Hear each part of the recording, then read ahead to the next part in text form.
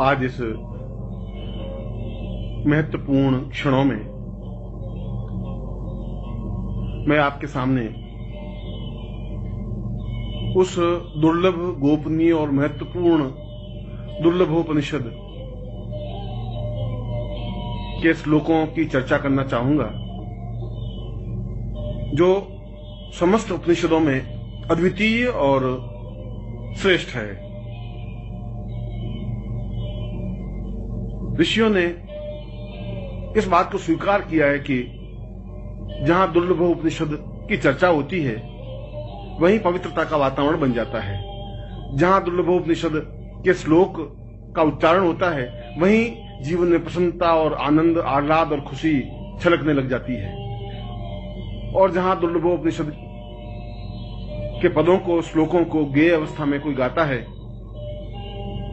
सुनता है, श्रवण करता है, मनन करता है, चिंतन करता है, वह स्वतः साधक बन जाता है, स्वतः सिद्ध बन जाता है। समस्त सिद्धियां स्वतः उसके सामने उपस्थित हो जाती हैं। उसको साधना करने की विशेष आवश्यकता नहीं होती। इसलिए नहीं आवश्यकता होती कि ये श्लोक अपने आप में दिव्य और चैतन्य है। इन श्लोकों की रचना ही इस प्रकार से हुई है कि सुनने वाले के हृदय पर, प्राणों पर, देह पर, चैतन्यता पर प्रहार करती हैं, प्रभाव डालती हैं और उसके सारे शरीर को साधनामय बना देती हैं। इसीलिए शास्त्रकारों ने कहा है कि वास्तव में वे अत्यंत सौभाग्यशाली व्यक्ति होते हैं जिनके घर में दुर्लभोपनिषद होता है। वास्तव में उनके पुण्य उदय होते हैं जब वे दुर्लभोपनिषद की चर्चा करते हैं।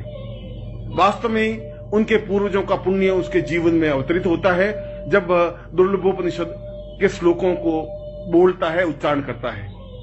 और वास्तव में ही जब उसका सौभाग्य प्रारंभ होता है, जब उसका शुभ फल प्रारंभ होता है, जब उसका अच्छा समय शुरू होता है, तब उसके जीवन में, उसके घर में दुर्लभोपनिषद के श्लोक उच्चरित होते हैं और वह सुनता है। दुर्लभोपनिषद के प्रारंभ में ऋषि ने आप्तवाक्य में स्पष्ट किया है कि साधना और सिद्धियां तो स्वतः प्राप्त हो जाती हैं। उन साधनाओं को और उन सिद्धियों को करने के लिए कोई विशेष प्रयत्न करने की आवश्यकता नहीं है। यदि उसने दुर्लभोपनिषद को सुना हो, पढ़ा हो, उच्चरित किया हो और नित्य श्रवण किया हो, और जो 108 दिन तक नित्य दुर्लभोपनिषद की चर्चा करता है या सुनता है, उसको प्रत्येक प्रकार की सिद्धि अपने आप में सिद्ध हो जाती है। वह चाहे महाकाली हो, वह चाहे महाकाली हो, महालक्ष्मी हो, भैरव हो, यक्ष हो, गंधर्व हो, किन्नर हो, देवता है और किसी प्रकार की साधना सिद्धि हो। वास्तव में यह एक अद्वितीय और दुर्लभ उपनिषद है जिसको मैं आपके सामने स्पष्ट कर रहा हूं। इसके कुछ महत्वपूर्ण श्लोकों को आपके सामने रख रहा हूं और यह आप लोगों का सौभाग्य है कि आपके घर में दुर्लभोपनिषद है। मगर दुर्लभोपनिषद के प्रारंभ में कहा गया है कि गुरु मुख से उच्चरित दुर्लभोपनिषद ही घर में गेय हो, क्योंकि सीधा संबंध जब गुरु ने बोला और आपके घर में उच्चरित हुआ, इसका तात्पर्य यह हुआ कि गुरु स्वयं आपके घर में अवतरित हुए, आपके घर में आए, बैठे। आपने उनकी वाणी से दुर्लभोपनिषद के श्लोकों को सुना।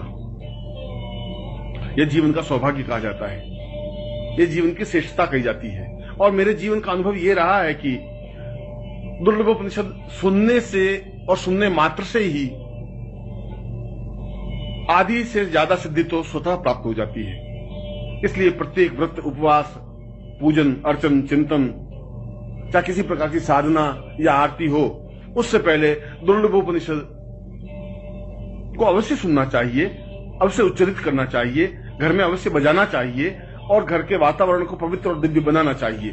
क्योंकि दुर्लभोपनिषद की चर्चा होने से या इसकी आवाज उच्चरित होने से समस्त देवता स्वतः घर में आते ही हैं। समस्त ऋषि उसके घर में पदार्पण करते हैं, उन ऋषियों का आशीर्वाद मिलता है, उन देवताओं का आशीर्वाद प्राप्त होता है, क्योंकि जहां दुर्लभोपनिषद है वहां समस्त देवताएं हैं, वहां समस्त सिद्धियां हैं, वहां समस्त पूर्णताएं हैं, वहां समस्त श्रेष्ठताएं हैं। इसलिए यह उपनिषद अपने आप में गोपनीय रहा, इसलिए यह उपनिषद अपने आप में कम लोगों को ज्ञात हो सका। वशिष्ठ ने स्वयं कहा कि दुर्लभोपनिषद जैसी ग्रंथ और श्लोक तो अपने आप में दूसरे बन ही नहीं सकते। विश्वामित्र ने कहा कि मेरी समस्त साधनाओं का सार दुर्लभोपनिषद है, और शंकराचार्य ने कहा कि मैं जो कुछ हूं उसका आधार दुर्लभोपनिषद है। इसका तात्पर्य यह है कि दुर्लभोपनिषद वास्तव में ही कोई अद्भुत कृति है। इसलिए कृति अद्भुत है कि किसी एक ऋषि ने इस दुर्लभोपनिषद के श्लोकों की रचना नहीं की।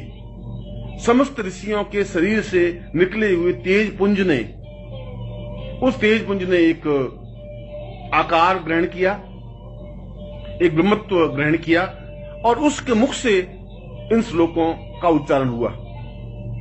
जिस प्रकार से समस्त देवताओं के शरीर से जो तेज पुंज निकला वो भगवती जगदम्बा बनी, ठीक उसी प्रकार से समस्त ऋषियों, योगियों, महर्षियों और गुरुओं के शरीर से जो तेज पुंज प्रकट हुआ, उस तेज पुंज के माध्यम से इस ब्रह्मत्व की देह से यह दुर्लभोपनिषद अवतरित हुआ, उच्चरित हुआ।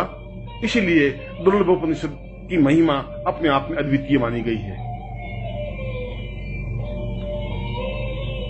दुर्लभोपनिषद अपने आप में गुरु चिंतन है, गुरु मनन है, और जहां हम गुरु शब्द का उच्चारण करते हैं वहां समस्त तीर्थों का उच्चारण करते हैं। जहां गुरु शब्द हमारे होठों से निकलते हैं वहां समस्त देवताओं का उच्चारण होता है।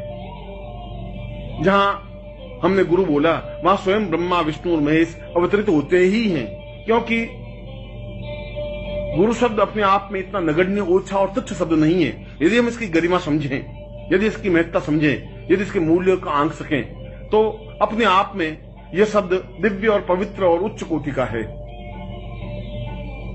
और इसीलिए इस श्लोक में, इन श्लोकों में गुरु से संबंधित उन पदों की रचना की गई है जो पद, जो श्लोक अपने आप में अद्वितीय हैं। कुछ कुछ श्लोक या कोई श्लोक ऐसे होते हैं, कुछ मंत्र ऐसे होते हैं जिनके उच्चारण मात्र से ही देवता सामने प्रकट हो जाते हैं।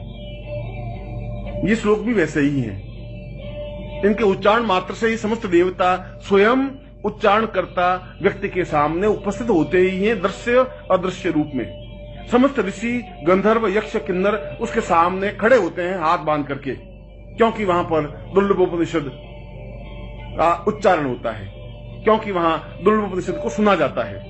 और जहां दुर्लभोपनिषद को सुना जाता है या उच्चारण होता है, उसके घर के समान तो देवता का स्वर्ग भी नहीं बन सकता। इंद्र की पुरी भी अपने आप में नगण्य और तुच्छ मानी जाती है, क्योंकि वहां पर गुरु चर्चा होती है, गुरु का चिंतन होता है, गुरु का हृदय का आगार होता है, गुरु के हृदय से भावभूमियां स्पष्ट होती हैं, और हम उन तत्वों को, उन रचनाओं को स्पष्ट करते हैं जिनके माध्यम से हम गुरु पद विन्यास को समझ सकें, गुरु के चिंतन को समझ सकें। और उससे भी बड़ी बात यह है कि समस्त देवताओं और समस्त ऋषियों, समस्त देवर्षियों और समस्त महर्षियों के शरीर के तपोपुंज का समग्र स्वरूप है। इसलिए ये श्लोक सामान्य किसी मनुष्य या देवता का बनाया हुआ नहीं है, किसी ऋषि या यक्ष का बनाया हुआ नहीं है। ये तो अपने आप में एक अद्वितीय चिंतन है, अद्वितीय भावभूमि है, अद्वितीय श्रेष्ठता है। और मैं आज पहली बार उन महान और अद्वितीय श्लोकों को उच्चारण कर रहा हूं, जिससे कि आपका जीवन पवित्र हो सके, दिव्य बन सके, आप सही अर्थों में साधक बन सकें, आप सही अर्थों में पूर्णता प्राप्त कर सकें, आपके घर में पवित्रता का वातावरण बन सके, आपके घर में सुख सौभाग्य आ सके, आपके जीवन की दरिद्रता मिट सके, आपके जीवन के कष्ट और अभाव दूर हो सके, आपके परिवार में एक श्रेष्ठ वातावरण बन सके और समस्त देवता आपके घर में निवास कर सके, समस्त ऋषि आकर के आपको आशीर्वाद दे सके, और आपके घर के संताप, आपके घर के दुख, आपके घर की परेशानियां, आपके घर की चिंताएं दूर होकर के आप जीवन में पवित्रता और श्रेष्ठता अनुभव कर सकें, और जीवन में वह सब कुछ प्राप्त कर सकें जो आपके जीवन का लक्ष्य है, जो आपके जीवन का ध्येय है, जो आपके जीवन का उद्देश्य है। और आप जब इन श्लोकों को सुने, बजाएं, अनुभव करें या उच्चारण करें, तब अत्यंत पवित्र और दिव्य भाव मन में ला करके अपने सामने प्रत्यक्ष या चित्र में गुरु के दर्शन करके, उनको पूजा करके, उनकी अर्चना करके, उनके प्रति प्रणम्य होकर के, साष्टांग दंडवत करके अपने आप को गुरु के हृदय से जोड़ते हुए इन श्लोकों को सुने। इन श्लोकों को कानों के माध्यम से अपने हृदय पर, प्राणों में, चेतना में उतारें। घर के समस्त वातावरण में इन श्लोकों का गुंजरण करें। अपनी पत्नी, पुत्र, पुत्रवधुएं, घर के परिवार के सदस्य इनको सुने और उनका जीवन भौतिकता से कट करके एक पवित्र बन सके, एक दिव्य बन सके, एक चेतना में बन सके, एक सुसंस्कारित बन सके, बच्चों में अच्छे संस्कार आ सके, बड़ों के प्रति आदर सम्मान उनके हृदय में आ सके, उनके घर में देवता खेल सके, गणपति, शिव, विष्णु, ब्रह्मा, इंद्र, मरुदगण सभी उनके घर में स्थायी निवास कर सके, लक्ष्मी और अटूट लक्ष्मी का निवास उसके घर में हो सके। इसलिए तो इस दुर्लभ उपनिषद की रचना हुई है। इसलिए तो दुर्लभ उपनिषद को जीवन का श्रेष्ठतम उपनिषद माना है। इसलिए तो महर्षियों ने एक स्वर से स्वीकार किया है कि यह मनुष्यों के द्वारा उच्चरित उपनिषद नहीं है, यह तो समस्त योगियों का तपोपुंज स्वरूप है। और मैं उन्हीं श्लोकों को आपके सामने उच्चारण कर रहा हूं, उच्चरित कर रहा हूं।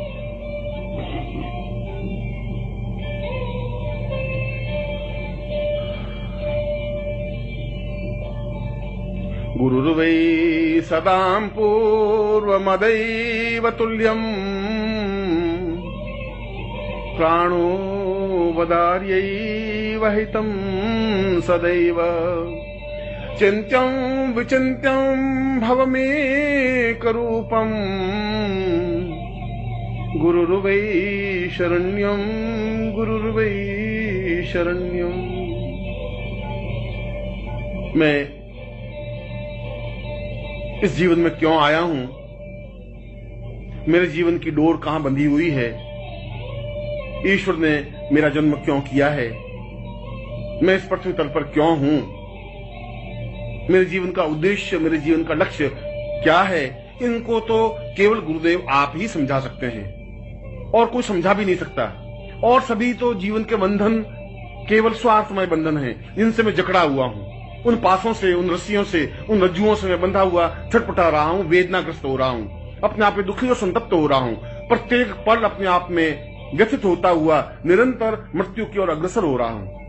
मेरे जीवन में सुख नहीं है, मेरे जीवन में चिंतन नहीं है, मेरे जीवन में सौभाग्य नहीं है। मैं समझ नहीं पा रहा हूं कि आखिर मेरे जीवन का उद्देश्य और लक्ष्य क्या है। और मेरे जीवन का उद्देश्य और लक्ष्य केवल अपने जीवन को समझना है और मुझे समझाने के लिए, मुझे यथार्थता से परिचित कराने के लिए केवल संसार में कोई शक्ति, कोई स्वरूप, कोई बिंदु है तो केवल आप हैं। इसीलिए गुरुदेव, मैं अत्यंत भीगे नयनों से, गदगद कंठ से, भाव विवल वक्षस्थल से आपको दंडवत प्रणाम करता हुआ, आपके चरणों को पकड़ता हुआ, आपके चरणों पे अपने सिर को रखता हुआ प्रार्थना करता हूं कि आप मुझे उस मर्म को, उस रहस्य को, उस चिंतन को समझाएं जो मेरे जीवन का उद्देश्य है, जो मेरे जीवन का लक्ष्य है, वो जीवन की पूर्णता है। क्योंकि मैं तो केवल आपका हूं और गुरुदेव आपकी शरण में हूं, और निश्चय ही गुरुदेव केवल और केवल मात्र आपकी शरण में हूं। गुरुवै प्रपन्नार्तवैवां वदैवम्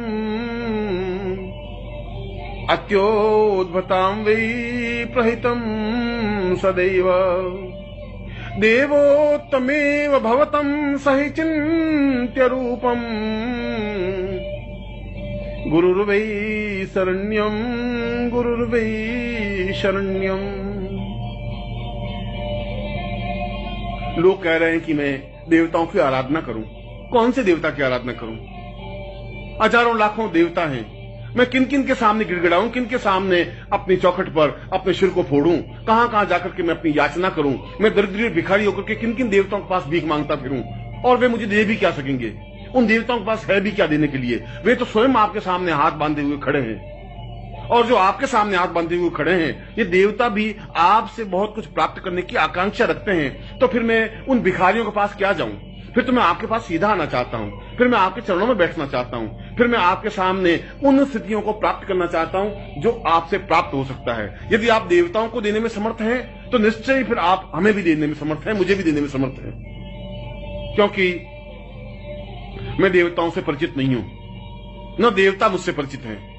मैंने देवताओं को देखा नहीं है, मैंने चित्रों के माध्यम से देवता के अंकन को देखा है। हो सकता है वह चित्र सही हो सकता है वह चित्र गलत हो। कोई जरूर नहीं है कि जैसा चित्र में मैंने देवता को देखा है, ब्रह्मा को देखा है, विष्णु को देखा है, रुद्र को देखा है, ठीक उसी रूप में वह देवता हो, मैं नहीं समझ सकता। यह तो चित्रकार की एक भावना है जो अपने उसने कागज पर उतारी है, जो कपड़े पर उतारी है। उस चित्रकार ने उस देवता को देखा नहीं, केवल कल्पना के माध्यम से उनके स्वरूप बिंब को उस कपड़े पर, कागज पर उतारा है। इसलिए कागज पर, कपड़े पर देवता का चित्र है, जो मूर्ति है, जो चित्र है, वह सब में अपने आप में अधूरा है, क्योंकि मैं देवताओं से परिचित नहीं हूं। परंतु गुरुदेव, मैं आपसे परिचित हूं। मैंने आपको देखा है, मैंने आपके सारे शरीर को स्पर्श किया है, मैं आपके चरणों में बैठा हूं। आपकी आंख, आपकी नाक, कान, हाथ, पांव, वक्षस्थल, सिर और गर्भोन्नत भाल, इन सबको मैंने अपनी आंखों के माध्यम से अपने हृदय में उतारा है। इसलिए मैं आपसे अत्यधिक परिचित हूं, आपसे परिचित हूं। और आप तो दानी हैं, आप तो श्रेष्ठ हैं, अद्वितीय हैं, ज्ञानी हैं, चेतना पुंज हैं। आप तो बहुत कुछ देने में समर्थ हैं। समस्त ब्रह्मांड को जो देने में समर्थ है, वह मेरे अकंचन व्यक्ति को देने के लिए तो उनके लिए कुछ भी असंभव है ही नहीं। अत्यंत सरल और सामान्य सी बात है।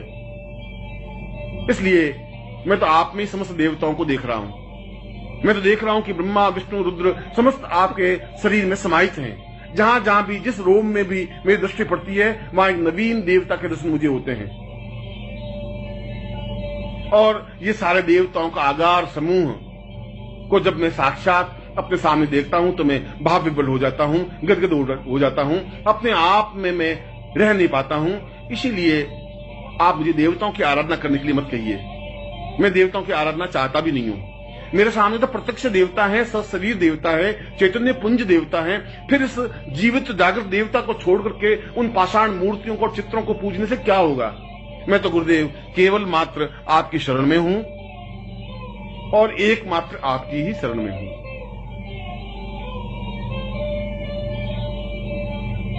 सतम वै सदान्नम देवालयो वै प्रातोर्भवे वै सहितं नदीर्वै पूर्तं परां पूर्णमदैव रूपं गुरुर्वै शरण्यं गुरुर्वै शरण्यम। और मैं काशी और कांची, हरिद्वार और मथुरा तीर्थ स्थलों पर जाकर के भी क्या कर लूंगा। उस गंगा में बार बार डुबकी लगाने से भी क्या हो जाएगा। अगर गंगा में डुबकी लगाने से पवित्र और दिव्य बन जाता तो सारी मछलियां अपने आप में पवित्र और दिव्य बनी हुई हैं, सारे मेढक अपने आप में पवित्र और दिव्य हैं। यदि काशी में रहने से ही जीवन की पूर्णता प्राप्त हो जाती है तो वहां श्वान और खर, कुत्ते और गधे बहुत घूमते हैं, वे सभी अपने आप में पवित्र और दिव्य आत्मा बन जाते हैं। वहां जाने से कुछ नहीं हो सकता, वहां कुछ संभव है ही नहीं। उन देवालयों में तो एक पत्थर की मूर्तियां हैं जो बोल नहीं पाती, जो मेरी बात सुन भी नहीं पाती। उन पत्थरों को मैं कहने से अपने सिर को फोड़ने के बराबर है। वे मेरी बात नहीं सुन पाते, मैं अपनी बात उन तक नहीं पहुंचा सकता, क्योंकि पत्थरों को कहने से कोई लाभ नहीं होता। मेरे लिए हरिद्वार और मथुरा, काशी और कांची अपने आप में नगण्य हैं। मैं तो आपको और आपकी देह को पूर्ण रूप से देवालय मानता हूं। पूरा मंदिर है यह जो मेरे सामने है, और यह मंदिर जो आपकी देह है, यह मंदिर के रूप में है, जो जीवित और जागृत मंदिर है, चैतन्य मंदिर है, चलता फिरता मंदिर है, बोलता हुआ मंदिर है, वाचार मंदिर है, अपने आप में आशीर्वाद देता हुआ मंदिर है। आपके दोनों पैर इस देवालय के स्तंभ हैं। अच्छे स्तंभों पर यह मंदिर टिका हुआ है और इन स्तंभों पर जो मूर्ति स्थापित है आपके प्राणों की, आपके हृदय की, आपकी चेतना की, वह आपका हृदय स्थल अपने आप में गर्भगृह है। उस गर्भगृह में जाकर के जब मैं खड़ा होता हूं तो मेरा शरीर रोमांचित हो जाता है, भाव विवल हो जाता है, चेतना युक्त हो जाता है, एक एक रोम खड़ा हो जाता है, रोम रोम चीखने लग जाता है, चिल्लाने लग जाता है, पुकारने लग जाता है, और उसके गुरुदेव के अलावा कोई शब्द निकलता नहीं। मेरे आंखों से आंसुओं की धारा बहने लग जाती है, भाव विवल हो जाता हूं, मेरा सारा शरीर थरथराने लग जाता है जब मैं इस जीवित जागृत उस मूर्ति को देखता हूं जो धड़कता है। और इस गर्भगृह में जो मूर्ति है, जो हृदय है, जो प्राण है, जो आपका ये शरीर है, वो अपने आप में इतना स्पंदनशील है, अपने आप में आह्लाद कारक है। उसको देखते ही मेरे सारे शरीर में स्फूर्ण हो जाता है, सारे शरीर में चेतना आ जाती है, सारे शरीर में ओजस्विता आ जाती है। ऐसा लगता है कि मेरा सारा शरीर अपने आप में प्रसन्नता के आवेग में उछलने लग गया है। और इस गर्भगृह के ऊपर जहां मूल मूर्ति स्थापित है, जहां आपका हृदय है, इसके ऊपर आपके शिर के रूप में शिखर है, जो मंदिरों के ऊपर शिखर होता है। तो शिखर को देख करके ही ऊंचाई का भाव होता है, हिमालय का भाव होता है। आपका गर्भोन्नत सिर, आपका दर्पयुक्त सिर, आपका दीदीप्यमान सिर, लाट, भाल, आंखें, नेत्र, आपका मुंह, आपकी जिह्वा, आपका सारा शरीर और आपका चेहरा अपने आप में उस मंदिर के उस शिखर की तरह है, जिनको देखने से अपने आप में पवित्रता का अवगाहन होता है। ऐसा लगता है उसको देखने से कि जैसे हजार हजार तीर्थों में मैंने स्नान कर लिया हो। ऐसा लगता है कि जैसे मैंने सब 7 समुद्रों में स्नान कर लिया हो, अवगाहन कर लिया हो। ऐसा लगता है कि स्वयं गंगा आकर के मुझे स्नान करा के चली गई है। और जहां पर आपके नेत्रों की कृपा वृष्टि होती है, जहां नेत्रों से निकल करके जो आनंद की वर्षा होती है, वह तो वही समझ सकता है जो आपके पास में खड़ा होकर के उस कृपा दृष्टि से भीगा है, उस कृपा के आनंद से भीगा है, आपके नेत्रों से निकलते हुए आनंद में वर्षा की है। उसके समान तो धन्य कुछ हो ही नहीं सकता, उसके समान तो कोई व्यक्ति हो ही नहीं सकता।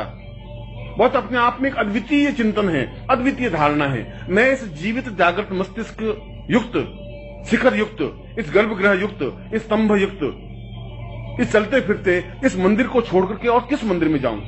विश्वनाथ का मंदिर और मथुरा का मंदिर, कृष्ण और राम का मंदिर और अन्य मंदिर मेरे लिए क्या उपयोगी है, कैसे उपयोगी है? उन मंदिरों से मुझे क्या मिलने वाला है? यदि मैं इस मंदिर को नहीं समझ सका, यदि मैं इस मंदिर की पूजा नहीं कर सका, यदि इस मंदिर को स्वच्छ और पवित्र और दिव्य नहीं रख सका, इस मंदिर में सेवा शुश्रूषा नहीं कर सका, तो फिर मेरा सब कुछ जानना व्यर्थ है। क्योंकि इस मंदिर में समस्त देवता निवास करते हैं। इस मंदिर को देखने के लिए तो देवता तरसते हैं, इस मंदिर को स्पर्श करने के लिए देवता अपने आप को न्योछावर करने के लिए तत्पर हैं। गुरुदेव, आप मुझे किसी नदी और किसी तीर्थ और किसी मानसरोवर, किसी गंगा और किसी हरिद्वार और किसी समुद्र के पास जाने की आज्ञा मत दीजिए। मुझे उसमें कोई मोह नहीं है। वे तो व्यर्थ पानी के बहाव हैं, वे तो मछलियों के एक सागर हैं, वे तो खारा समुद्र है, वह तो केवल एक झील है, निर्जीव, जो बोल नहीं सकती। मुझे ऐसे कोई तीर्थों में जाने से न प्रयोजन है, न आवश्यकता है, क्योंकि जहां समस्त तीर्थों का स्नान मैं केवल आपके नेत्रों से निकलती हुई कृपा से कर सकता हूं, तो इससे बड़ा सौभाग्यशाली तो कुछ हो ही नहीं सकता। वास्तव में मैं सौभाग्यशाली हूं। वास्तव में मैंने जीवन के पुण्य किए होंगे कि मैं आपके सामने खड़ा हूं। वास्तव में मेरे पुण्यों का उदय हुआ होगा कि आप सजीव रूप में मेरे सामने हैं और मैं इस पीढ़ी में, इस युग में आपके सामने उपस्थित हूं। वास्तव में आपके नेत्रों की वर्षा से मैं आप्लावित हूं।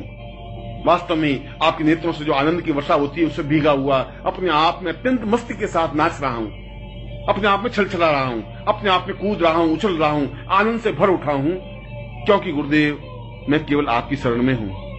क्योंकि गुरुदेव केवल और केवल मात्र में आपकी ही शरण में हूं। अदोर्यम वदेवम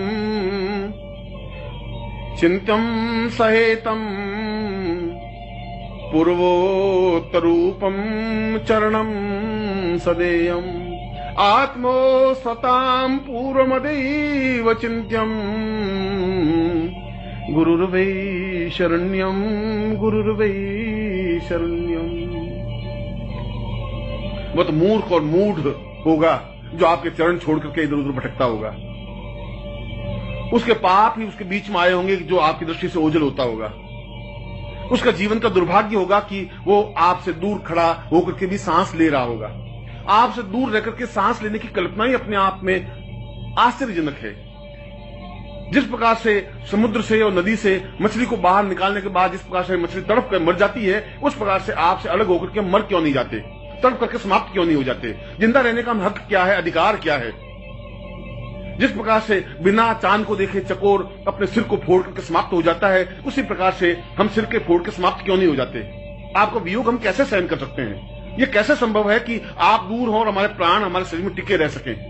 ऐसे प्राणों की जरूरत भी नहीं है। ये प्राण तो व्यर्थ है, तुच्छ है। अपने आप में ऐसा लग रहा है कि जैसे मुर्दा शरीर में धड़क रहे हो। मुझे ऐसा शरीर नहीं चाहिए गुरुदेव, मुझे ऐसे प्राण भी नहीं चाहिए, मुझे ऐसी धड़कन भी नहीं चाहिए जो धड़कना बंद नहीं कर देती हो। उस धड़कन का महत्व और मूल्य क्या है जो केवल एक धड़क करके जिंदा रह जाती है?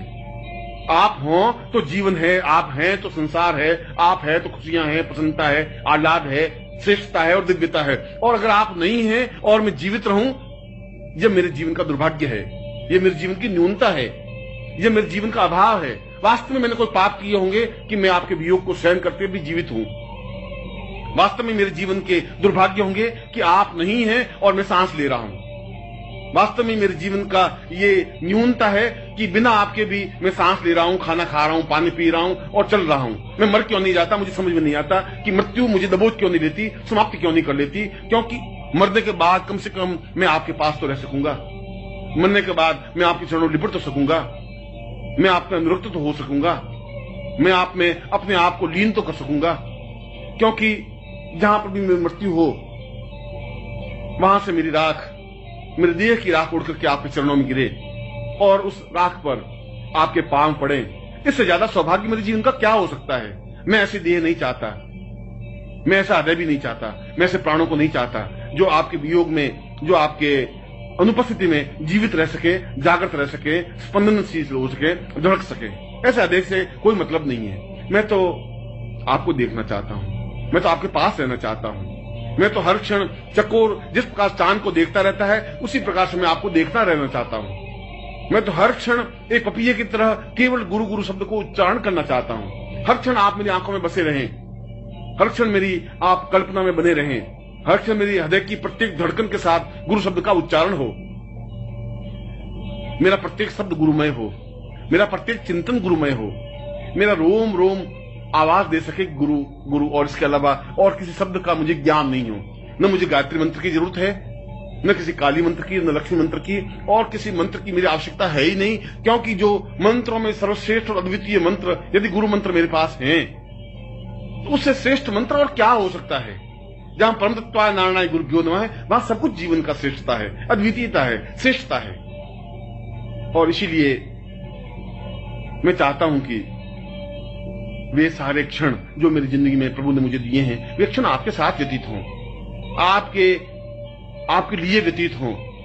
मेरा शरीर आपके काम आ सके, मैं आपके चरणों से लिपट सकूं, मैं आपकी देह से सुवासित हो सकूं, मैं आपकी सुगंध से आप्लावित हो सकूं, मैं चकोर की तरह आपको बराबर टकटकी लगाकर ताकता रह सकूं। और यदि आपसे विरह होना ही पड़े, आपसे अलग होना ही पड़े, तो मछली की तरह तड़फ करके मर जाऊं, कुरंग की तरह उस पत्थर पर सिर फोड़ करके अपने आप को समाप्त कर दूं और मृत्यु मुझे प्राप्त हो जाए, ऐसा मैं चाहता हूं। मैं तो आपसे ऐसा आशीर्वाद चाहता हूं कि मैं एक क्षण भी आपकी जुदाई सहन नहीं कर सकूं।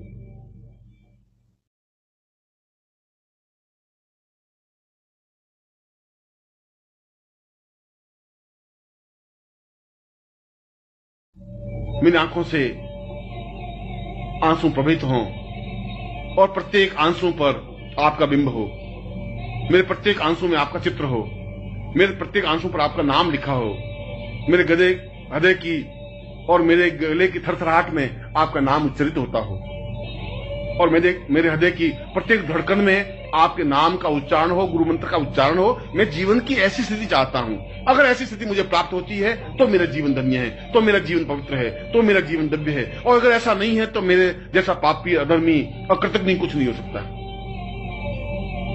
आप मुझे आशीर्वाद दें तो मुझे ऐसा आशीर्वाद दें, आप मुझ पर कृपा करें तो ऐसी कृपा करें कि मैं हर क्षण आपके पास रह सकूं, आपकी वाणी को सुन सकूं, आपके शब्दों को अपने हृदय में उतार सकूं।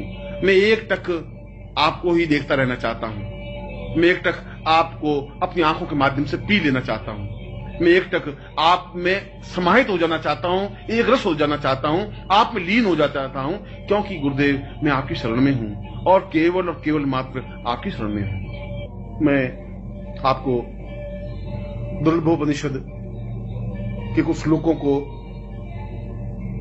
सुना रहा था, उच्चारित कर रहा था। उन ऋषियों के पुंज ने दुर्लभोपनिषद में अत्यंत गर्वित होकर के कहा है, चैतन्य रूपम अपरम सदैव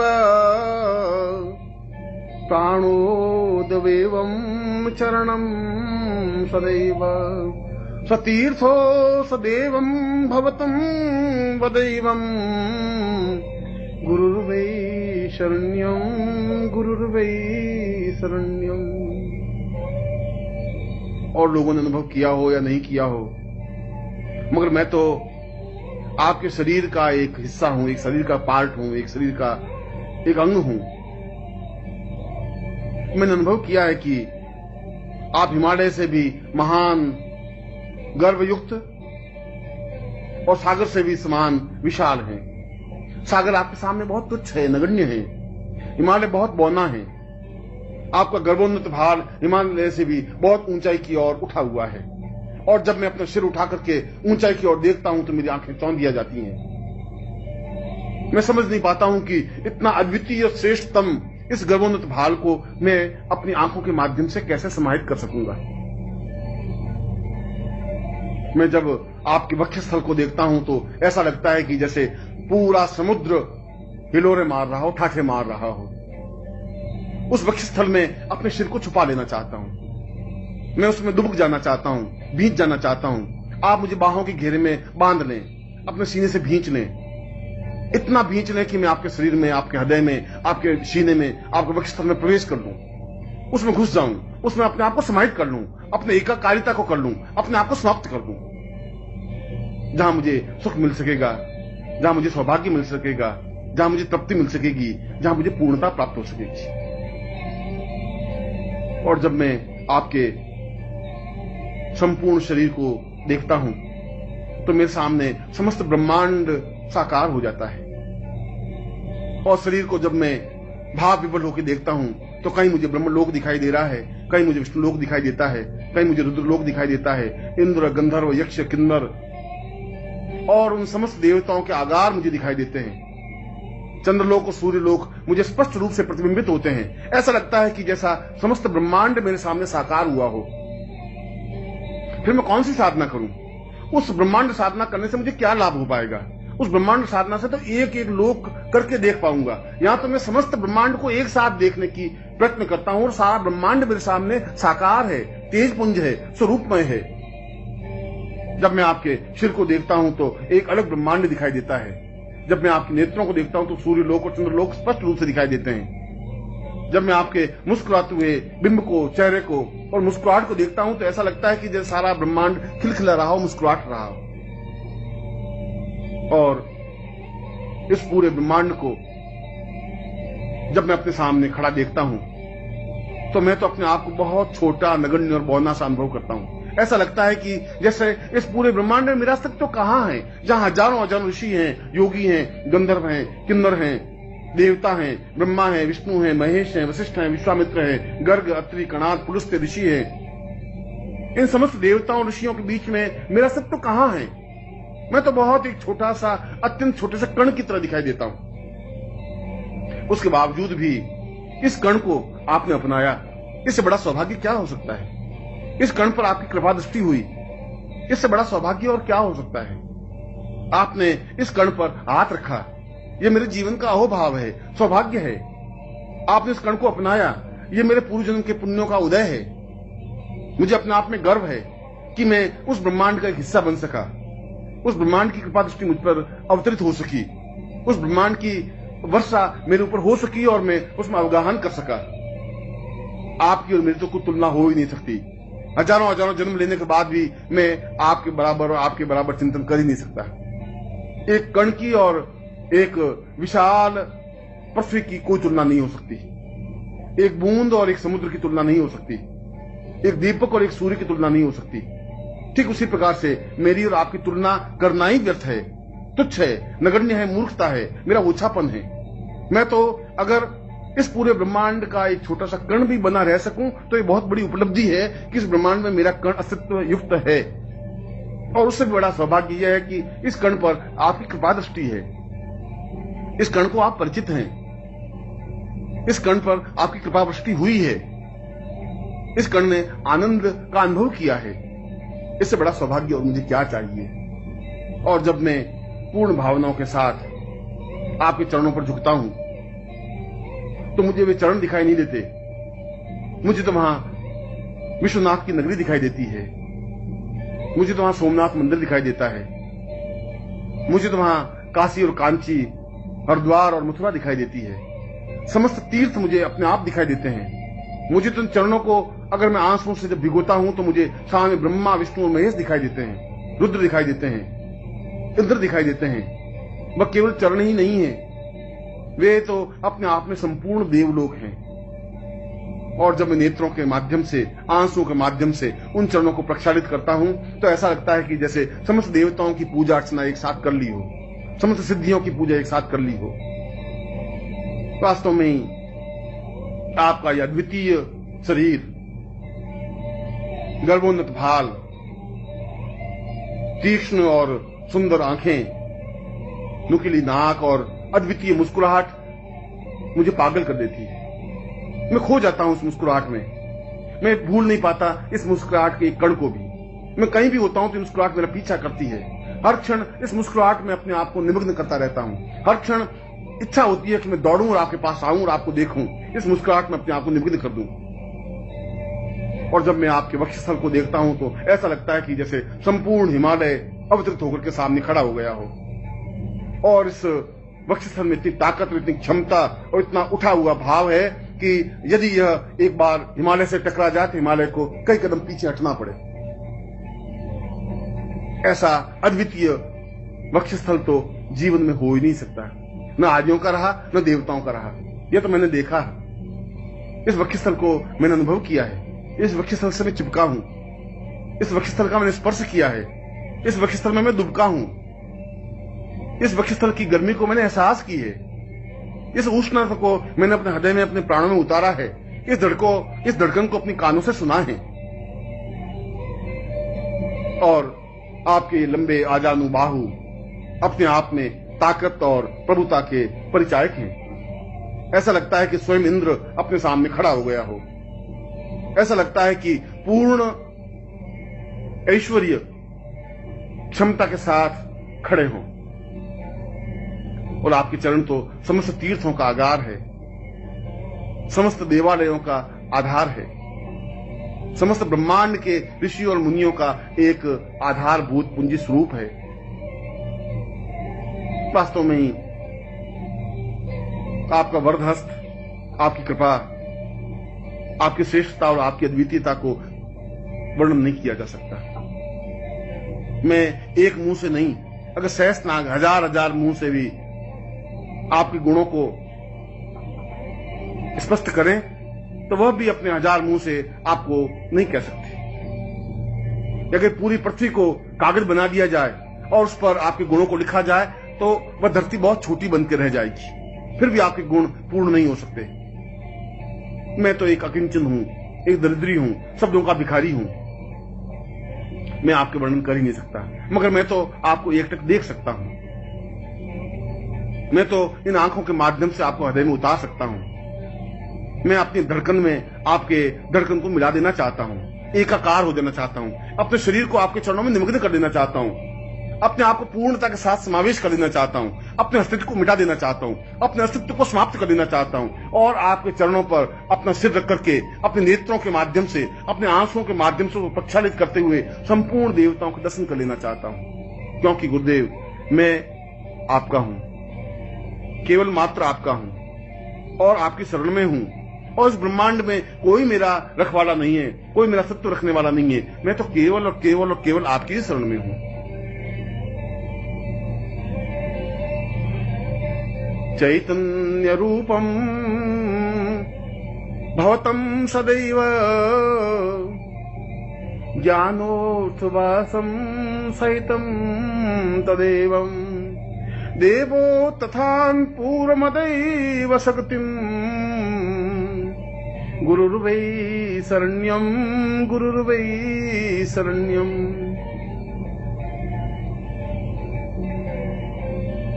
इस विश्व में, ब्रह्मांड में जितनी भी शक्तियां हैं, वह चाहे महाकाली हो, वह चाहे महासरस्वती हो, वह चाहे महालक्ष्मी हो, वह चाहे बगलामुखी हो, वह चाहे धूमावती हो, वह चाहे छिन्नमस्ता हो, चाहे जगदम्बा हो, किसी भी प्रकार की कोई शक्ति हो, मैं तो आपके सामने उनको अठखेलियां करते हुए देखता हूं। मैं देखता हूं कि वे आपके सामने नृत्य कर रही हैं। मैं देखता हूं कि वे आपकी कृपा कटाक्ष पाने के लिए प्रयत्नशील हैं। वे स्वयं टुकुर टुकुर आपकी ओर निहारती रहती हैं कि कब आपकी नजर उठे, कब आपकी दृष्टि उठे, कब आप उन पर कृपावृष्टि करें, कब वे धन्य हों। और जब मैं ये सब कुछ देखता हूं तो मैं ये समझता हूं कि आपको छोड़ करके और कौन सी साधना मेरे लिए उपयुक्त है, कौन सी शक्ति चाहिए, कौन सी साधना चाहिए। तारा मंत्र से क्या हो जाएगा, काली मंत्र का उच्चारण करने से क्या होगा, एंग क्लीं क्लीं चामुंडा विच्चे जगदम्बा का मंत्र उच्चारण करने से, नवाण मंत्र जपने से क्या हो जाएगा। ये सब तो मैं आपके सामने नृत्य करते हुए देख रहा हूं। ये सारे गंधर्व, ये सारे यक्ष, ये सारे किन्नर, ये सारे देवता जब नृत्य करते हुए आपके सामने मैं अनुभव करता हूं तो समझता हूं कि आपसे बड़ा और देवत्व क्या हो सकता है, आपके बड़ा और पुरुषत्व क्या हो सकता है। आप तो जीवन का एक पुंजीभूत स्वरूप हैं, ब्रह्मांड का एक पार्श्व हैं, चैतन्य स्वरूप हैं, अपने आप में समग्र हैं। और मैं जब आपको देखता हूं तो ऐसा लगता है कि जैसे समस्त ब्रह्मांड को मैं अपने आप में आत्मसात किया हुआ हूं। सारा ब्रह्मांड मेरे हृदय में अवतरित हो जाता है, मेरा हृदय अपने आप में धड़कने लग जाता है, चैतन्य हो जाता है, मेरा सारा शरीर थरथराने लग जाता है। मैं अपने आप में पूर्ण कुंडलिनी जागरण और क्रिया योग से दीक्षित हो जाता हूं। सारा शरीर अपने आप में ऊंचा उठ जाता है, अपने आप में तपस्वी बन जाता हूं, पूर्णता युक्त बन जाता हूं। और सही अर्थों में देखा जाए तो मैं वशिष्ठ, विश्वामित्र, अत्रि, कणाद बन जाता हूं। मैं इंद्र और मरुद्गण बन जाता हूं, मैं विष्णु और रुद्र बन जाता हूं, क्योंकि वे सब तो एक नगण्य आपके सामने खड़े हैं। जिस प्रकार से मैं खड़ा हूं उसी प्रकार से ये सारी शक्तियां, ये सारे देवता, ये सारे यक्ष, ये सारे गंधर्व, ये सारे किन्नर मैं अपनी आंखों से खड़े खड़े देख रहा हूं। इसलिए गुरुदेव, उनके समान तो मैं भी बन गया हूं। ये हो सकता है कि वे आगे हों, मैं थोड़ा पीछे रुका हुआ हूं। हो सकता है कि उनके मेरे बीच में फासला हो, मगर उनकी कृपा दृष्टि, यदि आपकी कृपा दृष्टि उन पर है तो आपकी कृपा दृष्टि उनसे भी पहले मेरे ऊपर है। और ये मेरे लिए सौभाग्य की बात है, ये मेरे लिए प्रसन्नता की बात है, ये मेरे आह्लाद की बात है। और मंत्रों को और पुस्तकों में लिखे हुए मंत्रों को मैं क्या करूं, उन मंत्रों के माध्यम से क्या हो जाएगा। वे मंत्र तो एक निर्जीव शब्द हैं, उन शब्दों को ठेल करके आगे बढ़ाऊं भी तो उससे क्या लाभ हो जाएगा। मुझे मंत्र नहीं चाहिए, मुझे तंत्र नहीं चाहिए, मुझे योग और दर्शन मीमांसा नहीं चाहिए। आपके मुंह से निकला हुआ प्रत्येक शब्द अपने आप में मंत्र है। आपके मुंह से निकला हुआ प्रत्येक शब्द अपने आप में मेरे लिए आज्ञा है, मेरे लिए तंत्र है। यदि मैं उन शब्दों का पालन कर लेता हूं, यदि उन शब्दों को अपने हृदय में उतार देता हूं, यदि उन शब्दों का पालन करता हुआ उनकी आज्ञा का पालन कर लेता हूं, तो अपने आप में तंत्र मेरे सामने साकार, स्पष्ट और पूर्णता के साथ स्पष्ट हो जाएगा। अपने आप में मंत्र अपने आप में पूर्ण चैतन्य युक्त बन जाएगा। यदि मैं आपके शरीर को स्पर्श कर लेता हूं तो सारे योग की भाव भूमियां अपने आप मेरे शरीर में अवतरित हो जाएंगी। जब मैं आपके शरीर को स्पर्श करता हूं तो सारे शरीर में एक विद्युत प्रवाह सा अनुभव होता है। ऐसा लगता है कि जैसे बहुत जोरों से मैं उछल गया हूं, ब्रह्मांड में एक कूदने लग गया हूं, क्योंकि उस तेजस्विता को मैं अपने हृदय में, अपने शरीर में अनुभव करने लगता हूं। इसीलिए तो मुझे न मंत्र की आवश्यकता है, न तंत्र की, न दर्शन की, न योग की, न मीमांसा की, न किसी प्रकार की साधना की, न किसी प्रकार की सिद्धियों की। मैं सिद्धियों को लेकर क्या करूंगा जब मेरे जीवन की पूर्णता, मेरे जीवन का उद्देश्य, मेरे जीवन का लक्ष्य आपके चरणों में अपने आप को मिटा देना है, अस्तित्वमय बना देना है। तब फिर उन मंत्रों और साधनाओं, काली और महालक्ष्मी और सरस्वती से क्या हो जाएगा, उस बलरामुखी और छिन्नमस्ता से क्या हो जाएगा, उस देवता और ब्रह्मा विष्णु महेश से क्या हो जाएगा। वे तो मेरे सामने अत्यंत महत्वपूर्ण नहीं रह गए हैं। जब मैंने आपको देखा है, जब मैं समुद्र को देखा है, तो फिर बूंद को देख करके क्या करूंगा। जब मैं पूरे आकाश को देखा है तो एक छोटे से तारे को टिमटिमाते हुए देख करके भी क्या कर लूंगा। जब मैं वसंत को अपने सामने अनुभव किया है तो एक छोटे सुगंध को झोंके से क्या हो जाएगा। गुरुदेव, मैं तो केवल इतना जानता हूं कि मैं आपका हूं। मैं केवल इतना ही मंत्र जानता हूं कि केवल आप और आपकी कृपा दृष्टि ही है। मैं तो केवल इतनी भावना जानता हूं कि, इतनी साधना जानता हूं कि मैं आपके शरण में हूं। और मैं केवल इतना ही तंत्र मंत्र योग और दर्शन जानता हूं कि मैं केवल और केवल मात्र आपकी शरण में हूं। न तातो वतान्ये न मातम न भ्रातम न देहो वदान्ये पत्निर्वतेमं न जानामि वित्तं न वृत्ति न रूपम गुरुर्वै शरण्यं गुरुर्वै शरण्यं। मैं न माता को जानता हूं न पिता को जानता हूं, क्योंकि वे तो स्वार्थमय स्वरूप में संबंध हैं। पिता इसलिए मुझे पुत्र कहते हैं कि मैं उनके जीवन में काम आ सकूं। न मेरे जीवन में कोई भाई है, न संबंधी है, न रिश्तेदार है, न पत्नी है, न पति है, न पुत्र है, न बंधु है, न बांधव है, न वित्त है, न धन है, न ऐश्वर्य है, न वैभव है। मेरे जीवन में कुछ है ही नहीं, क्योंकि मैं जीवन में कुछ चाहता ही नहीं। ये सब तो क्षणभंगुर हैं, समाप्त। ये तो मेरे साथ समाप्त हो जाएंगे। ये सब स्वार्थ के संबंध हैं। इनसे मेरा कोई प्रयोजन नहीं है, इनसे मेरा कोई लक्ष्य प्राप्ति नहीं हो सकती। यह तो शमशान की ओर जाने की यात्रा के एक पड़ाव है। जन्म से लगा करके मृत्यु तक मैं निरंतर मृत्यु की ओर अग्रसर हो रहा हूं, शमशान की ओर जा रहा हूं। और शमशान की यात्रा में ये भी मेरे सहायक है, जो मुझे ठेल करके शमशान की ओर अग्रसर कर रहे हैं। मेरे देह को छीनते हैं, मेरे प्राणों को छीनते हैं, मेरे धन को छीनने की कोशिश करते हैं, मेरी सेवा का उपयोग करना चाहते हैं, मेरे सुख का उपयोग करना चाहते हैं, मेरे जीवन का उपयोग करना चाहते हैं। इससे क्या हो जाएगा? इससे तो मैं एक मलिन और गंदी देह को एक लिया हुआ कीड़ा बन जाऊंगा, एक घटिया सा व्यक्ति बन जाऊंगा। अगर मैं पुत्र को उत्पन्न करूंगा तो ज्यादा से ज्यादा मेरी अर्थी पर वे कंधा दे देंगे। यदि मैं पत्नी रखूंगा तो ज्यादा से ज्यादा मेरी मृत्यु पर वे 4 आंसू बहा देगी। यदि पिता और माता की मैं अपने सामने रखूंगा तो वे ज्यादा से ज्यादा धन की याचना करेंगे। मगर ये मेरे जीवन का प्रयोजन नहीं है, ये मेरे जीवन का लक्ष्य नहीं है। मैं उस जगह खड़ा हूं जब यहां सब ये सब तुच्छ हैं। आखिर जीवन का कोई न क्षण तो ऐसा आता है जब ये सब तुच्छ लगने लगते हैं। हिमालय के सामने जाते हैं तो एक बड़ा पत्थर भी कंकर की तरह दिखाई देने लग जाता है। जब क्या आपके सामने उपस्थित हुआ हूं तो ये सारे संबंध मुझे बेमानी और बहुत छोटे से लगने लगे हैं, बहुत तुच्छ लगने लगे हैं, अस्तित्वहीन लगने लगे हैं। क्योंकि मैं इन संबंधों से जीवित नहीं रहना चाहता। मैं किसी का पुत्र, मैं किसी का पति, मैं किसी की पत्नी, मैं किसी का बंधु, मैं किसी का सखा बनकर के जिंदा नहीं रहना चाहता। इन बंधनों से मैं स्वतंत्र नहीं बन सकता। ये बंधन तो मेरा अभिशाप है, ये पांवों की बेड़ियां हैं, ये मुझे जकड़े हुए हैं। मेरी सांसों पर इनका नियंत्रण है, मेरी आत्मा पर इनका नियंत्रण है। मैं प्राणों को दबोच लिया है। मैं समाज में घुट करके रह गया हूं, एक अंधियारी कोठरी में भटक रहा हूं जिसका कोई द्वार नहीं है। और जहां पर भी मैं खेलता हूं वहां मेरा सिर फूट जाता है। जिधर भी मैं दरवाजा ढूंढने की कोशिश करता हूं वहां मेरा सिर फूट करके रक्त निकलने लग जाता है। और मैं बदहवास सा इधर से उधर, आगे से पीछे की ओर भटकता रहता हूं। चारों तरफ अंधेरा है, घनघोर अंधेरा।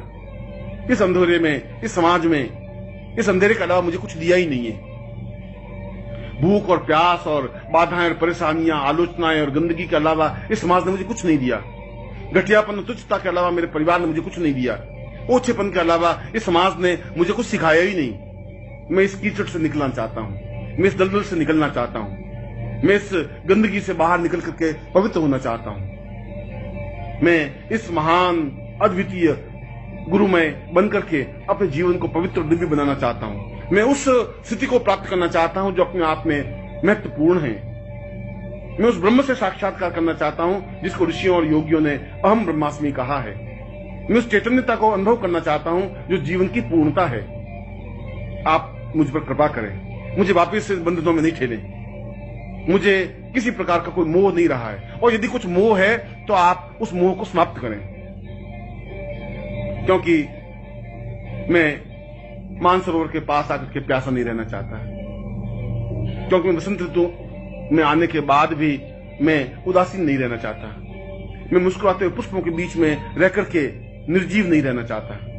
आपके सामने आकर के मैं अपने आप में दुर्भाग्यमय नहीं रहना चाहता। मैं सौभाग्यशाली बनना चाहता हूं। मैं जीवन में पुण्य चाहता हूँ, मैं जीवन में श्रेष्ठता चाहता हूँ, मैं जीवन में गुरु चाहता हूँ, मैं आपके चरणों में समर्पण चाहता हूँ, मैं आप में एकाकार होना चाहता हूँ, मैं आपके शरीर से अपने आप को मिटा देना चाहता हूँ, मैं आपके शरीर से मिल जाना चाहता हूँ, आपके प्राणों की धड़कन बनना चाहता हूँ, क्योंकि गुरुदेव मैं आपकी शरण में हूँ और गुरुदेव इस पूरे ब्रह्मांड में केवल मात्र आपकी शरण में हूँ। त्वदीयं तदेवं भवत्वं भवेयं चिन्त्यं विचिन्त्यं सहितं सदैव आर्तो न वातं भवमेक नित्यं गुरुर्वै शरण्यं गुरुर्वै शरण्यं। मैं दोनों हाथ ऊपर उठा करके चीख रहा हूं। मैं पूरे प्राणों में आवाज भर करके उच्चारण कर रहा हूं। मैं जोरों से बोल करके अपनी बात आप तक पहुंचाना चाहता हूं। मेरा सारा शरीर थर थर कांप रहा है। मेरी आंखों से आंसू प्रवहित हैं। मेरे मुंह से बोल नहीं निकल पा रहा है। मेरा गला गदगद हो गया है और सारे शरीर के रोम रोम अपने आप में आवाज निकालने लग गए हैं, चीखने लग गए हैं, चिल्लाने लग गए हैं। मैं अपने आपे में नहीं रहा हूं। मैं अपने आप में थरथराहट अनुभव कर रहा हूं। मैं ऐसा लगता हूं कि जैसे मैं एक ऐसी बूंद हूं जो अंगारे पर पड़ी है और छन्न के साथ खत्म हो जाती है।